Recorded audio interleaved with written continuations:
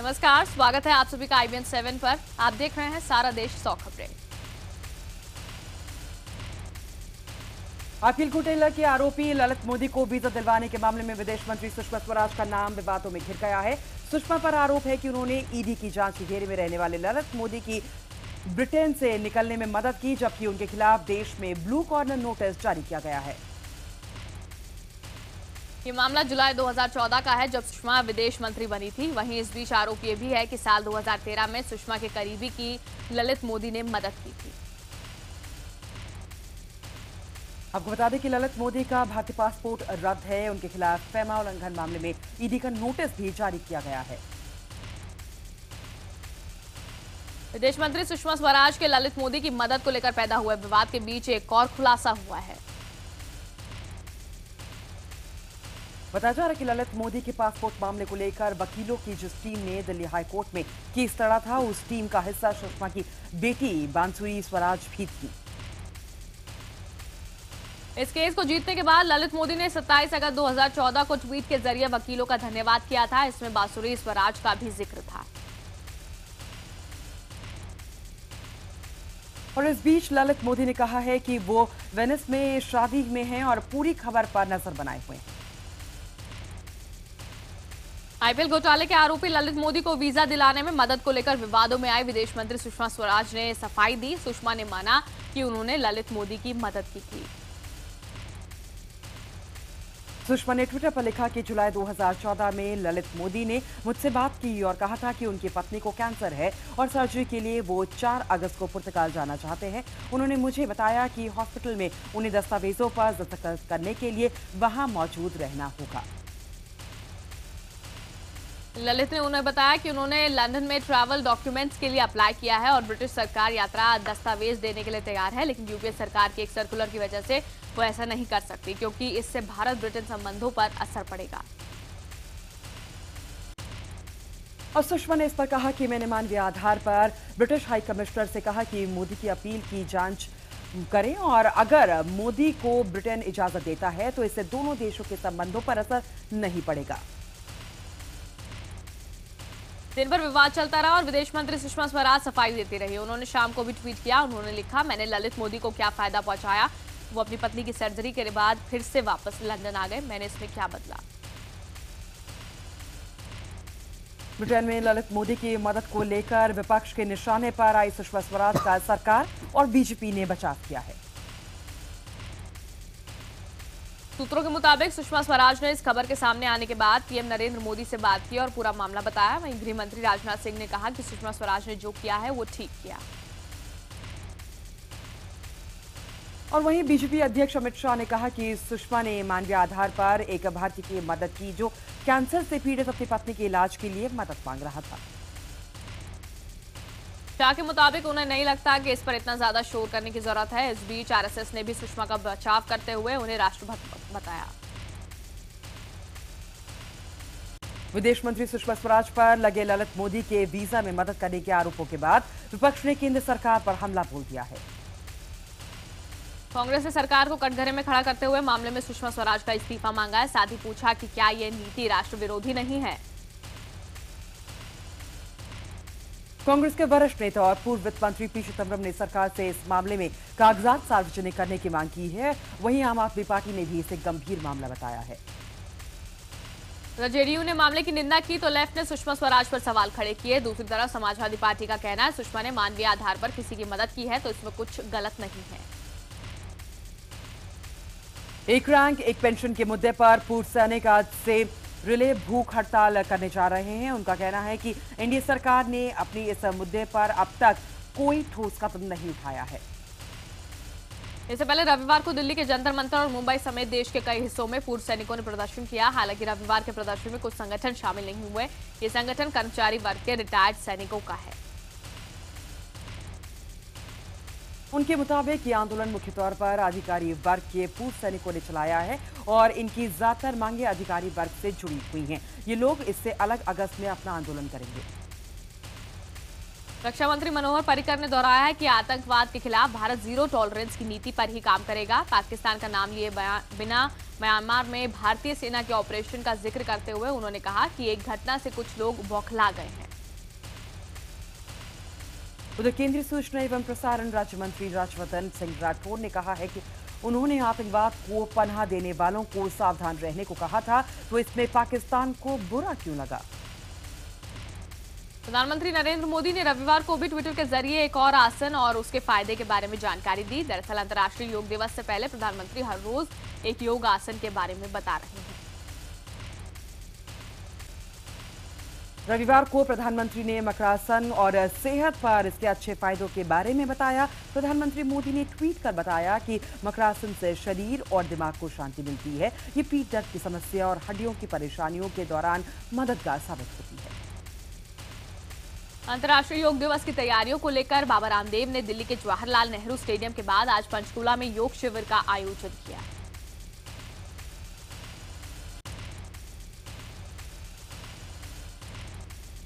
योग शिविर में बाबा रामदेव ने लोगों को योग सिखाया। इस योग शिविर के दौरान हरियाणा के मुख्यमंत्री मनोहर लाल खट्टर भी वहां पर मौजूद थे।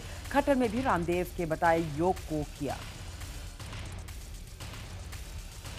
कांग्रेस उपाध्यक्ष राहुल गांधी के आज से 2 दिन के छत्तीसगढ़ दौरे पर हैं। बिलासपुर पहुंचने के बाद सबसे पहले राहुल सड़क के रास्ते मदनपुर में आदिवासी परिवारों से मुलाकात कर उनकी परेशानियां सुनेंगे। इसके बाद राहुल कोरबा होते हुए कुदमुरा जाएंगे और इसके बाद रात को वो सक्ती में आराम करेंगे। कल सुबह 7 बजे राहुल गांधी सारडीह से पदयात्रा अपनी शुरू करेंगे और दोपहर 2 बजे जांजगीर में डरभा में जनसभा को संबोधित करेंगे। दिल्ली वालों को आज से फिर बिजली का झटका लगने जा रहा है। डीआरसी के ऐलान के बाद बिजली की कीमतें 4 से 6% तक बढ़ा दी गई हैं। बीएसईएस यमुना पावर लिमिटेड और बीएसईएस राजधानी पावर लिमिटेड के ग्राहकों के लिए 6%, जबकि टाटा पावर दिल्ली डिस्ट्रीब्यूशन से बिजली आपूर्ति लेने वालों के लिए 4% होगा। इस तरह नई दिल्ली नगर निगम के क्षेत्रों के ग्राहकों को भी 5% सरचार्ज देना होगा। इससे पहले रविवार को कांग्रेस ने महंगी बिजली को लेकर केजरीवाल सरकार के खिलाफ जमकर प्रदर्शन किया। दिल्ली में आज माकन के नेतृत्व में कांग्रेस के कार्यकर्ताओं ने आम आदमी पार्टी और बीजेपी के खिलाफ प्रदर्शन किया। पानी की किल्लत दिखाने के लिए कांग्रेसी कार्यकर्ताओं ने घड़े तोड़े और प्रदर्शन किया। दिल्ली कांग्रेस के अध्यक्ष अजय माकन का कहना है कि आम आदमी पार्टी की सरकार दिल्ली के इतिहास में सबसे भ्रष्ट सरकार है और जल्द ही इनके दर्जन भर से ज्यादा विधायक फंसने वाले हैं। सार्वजनिक क्षेत्र की दूरसंचार कंपनी बीएसएनएल आज से मुफ्त रोमिंग की सुविधा पेश कर रही है। इससे देश भर में बीएसएनएल ग्राहकों को इनकमिंग कॉल्स पर शुल्क नहीं देना होगा। यानी अब बीएसएनएल के ग्राहक रोमिंग पर जी भर कर बात कर सकेंगे और उन्हें कोई हैंडसेट और सिम कार्ड रखने की जरूरत भी नहीं होगी। ये एक राष्ट्र एक नंबर के सपने के पूरा होने जैसा है।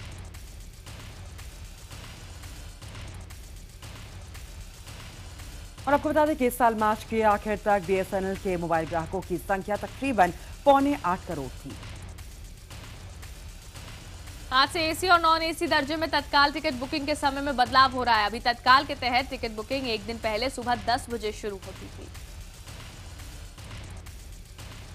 एसी क्लास के लिए सुबह 10 बजे और नॉन एसी दर्जे के लिए सुबह 11 बजे से बुकिंग शुरू होगी। मौजूदा वक्त में आईआरसीटीसी की वेबसाइट पर 1 घंटे में करीब 10 से 12,000 टिकट बुक होते थे। रेलवे की दलील है कि उसने बुकिंग वेबसाइट और टिकट खिड़कियों पर बोझ कम करने के लिए ये कदम उठाया है।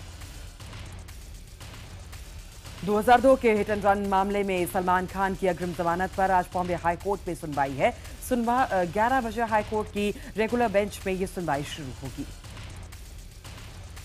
इस दौरान कोर्ट ये तय करेगा कि 13 साल पुराने इस मामले में आगे की कानूनी कार्रवाई कैसे होगी। मुंबई सेशंस कोर्ट में इस मामले में सलमान खान को 5 साल की सजा सुनाई थी। इसके बाद सलमान ने बॉम्बे हाई कोर्ट से अग्रिम जमानत ले ली।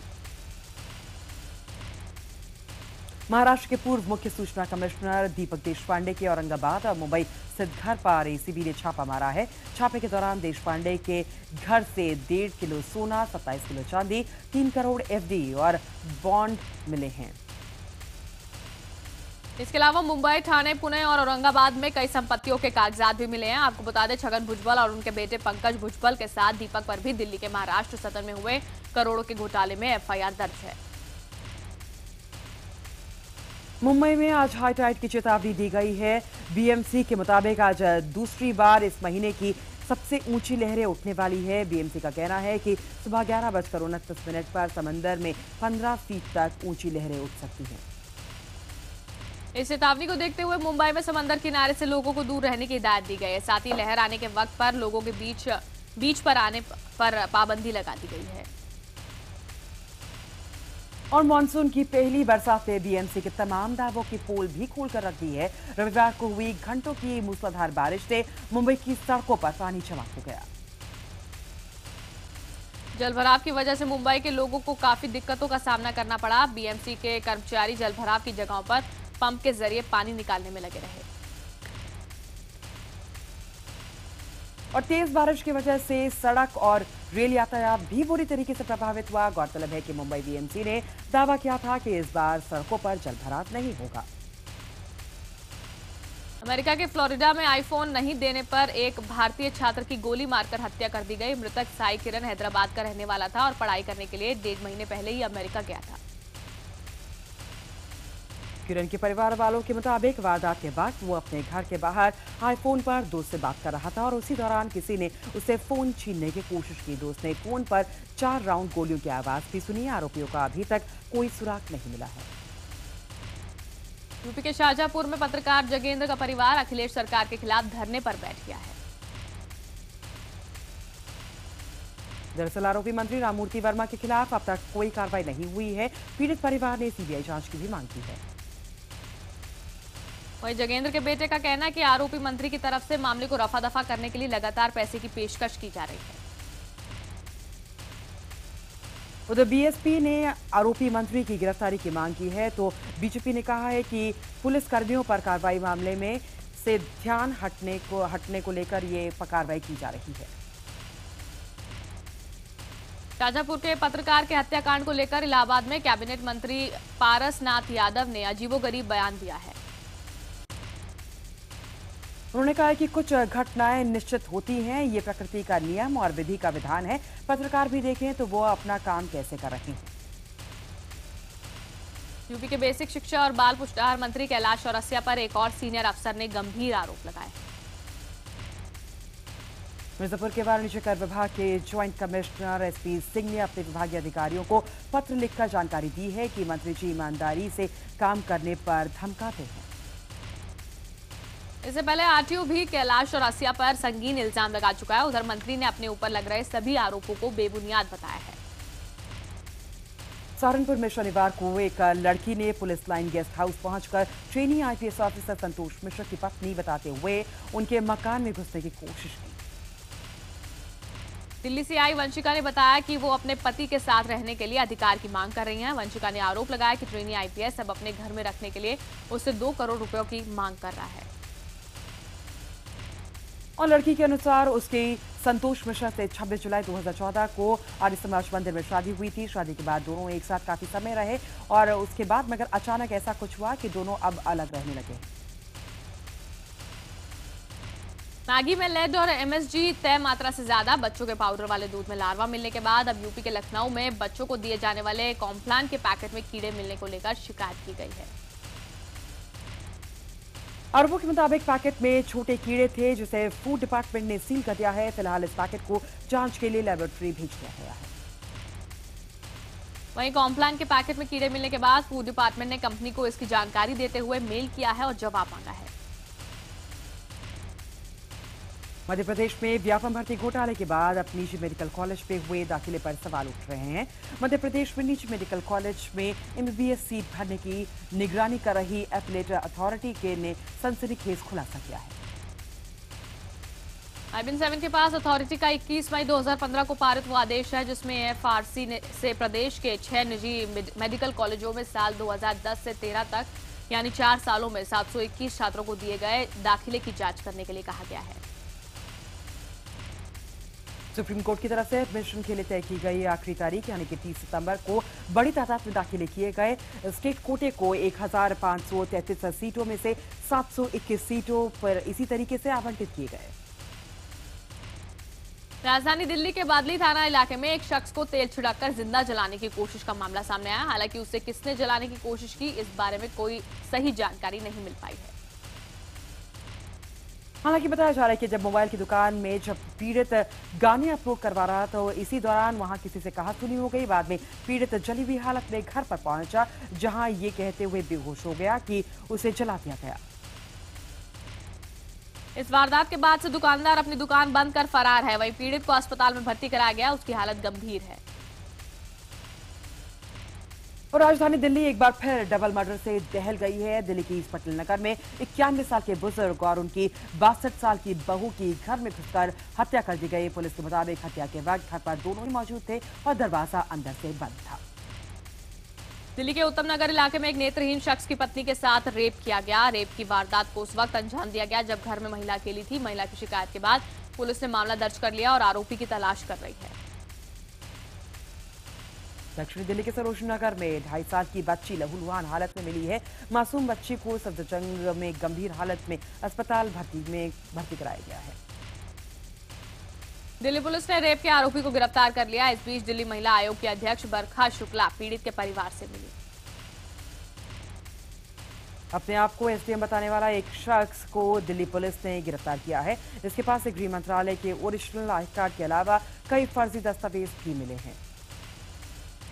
नजफगढ़ के रहने वाले इस शख्स के पिता दिल्ली पुलिस में एसआई हैं और पत्नी आईआरएस ऑफिसर हैं, लेकिन पत्नी से उसके तलाक का मामला चल रहा है।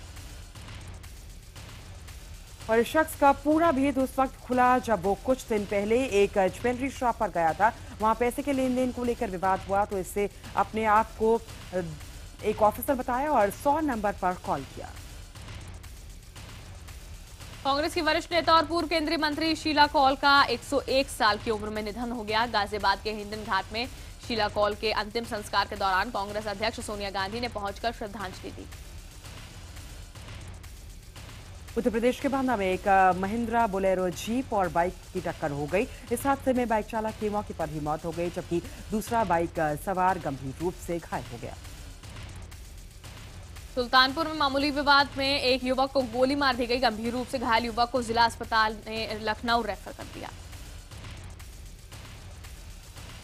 पीड़ित रामसूरत यादव राशन की दुकान पर मिट्टी का तेल लेने गया था। वहां उसे दुकानदार से उसकी कहासुनी हो गई, जिसके बाद आरोपी दुकानदार ने उनको लोगों के साथ मिलकर पीड़ित की पिटाई कर दी और गोली मारने की उसको धमकी दी थी।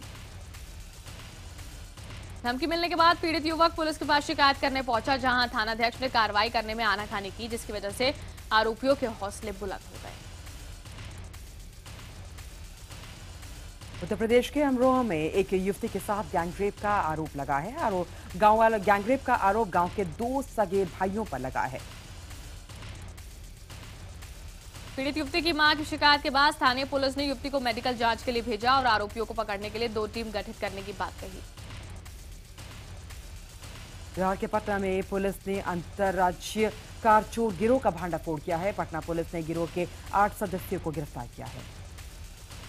पटना पुलिस के मुताबिक चोरी के वाहनों के पार्ट्स को दिल्ली, मुंबई और कोलकाता जैसे शहरों में बेचा जाता था। इसके अलावा कुछ चोरी के वाहनों को जाली कागजात के दम पर सस्ते दामों पर बेचा जाता था। बिहार के वैशाली के महुआ प्रखंड में भूमि विवाद को लेकर दलित युवक को चाकू मारकर घायल कर दिया गया। इस हमले में दलित युवक की आंखों में चोट आई है। हमले का आरोप गांव के कुछ दबंग लोगों पर लगा है। पीड़ित परिवार पुलिस पे गुहार लगाने के बाद 5 लोगों के खिलाफ केस दर्ज किया गया। हालांकि अब तक किसी की गिरफ्तारी नहीं हो पाई। झारखंड के चाईबासा में एक महिला ने अपने 3 बच्चों के साथ ट्रेन के सामने कूदकर खुदकुशी कर ली। महिला ने अपने 8 साल, 4 साल और 3 महीने के बेटे के साथ जान दे दी। महिला और बच्चों की खुदकुशी के पीछे पारिवारिक कलह बताया जा रहा है।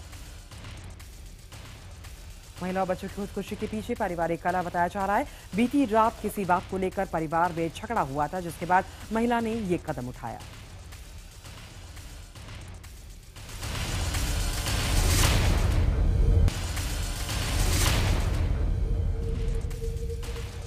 ब्रेक के बाद आपका एक बार फिर से स्वागत है। आप देख रहे हैं सारा देश 100 खबरें। भारत और बांग्लादेश के बीच एक टेस्ट मैच की सीरीज ड्रॉ हो गई है। टेस्ट के आखिरी दिन भारत के 462 रनों का पीछा कर रही बांग्लादेश की टीम पहली पारी में 256 रन पर सिमट गई। उसके बाद फॉलो ऑन खेल रही बांग्लादेश की टीम ने बिना विकेट खोए 15 रन बनाए। पाकिस्तान क्रिकेट बोर्ड ने आईपीएल की तर्ज पर ही अगले साल यूएई में पाकिस्तान प्रीमियर लीग नाम से टी20 लीग शुरू करने का ऐलान किया है। बॉलीवुड के खिलाड़ी अक्षय कुमार और निर्देशक विपुल शाह अपनी सुपरहिट फिल्म नमस्ते लंदन का सीक्वल बनाने जा रहे हैं। सीक्वल का नाम होगा नमस्ते इंग्लैंड। एक एड कंपनी अपने विज्ञापन में कटरीना कैफ और सलमान खान को एक साथ लेना चाहती थी। कटरीना ने यह ऑफर स्वीकार भी कर लिया था, लेकिन सलमान ने बड़ी विनम्रता के साथ ऑफर ठुकरा दिया। श्रद्धा कपूर इन दिनों अपनी आने वाली फिल्म ABCD 2 के प्रमोशन में व्यस्त है। फिल्म में श्रद्धा कपूर के अलावा वरुण धवन की भूमिका भी है।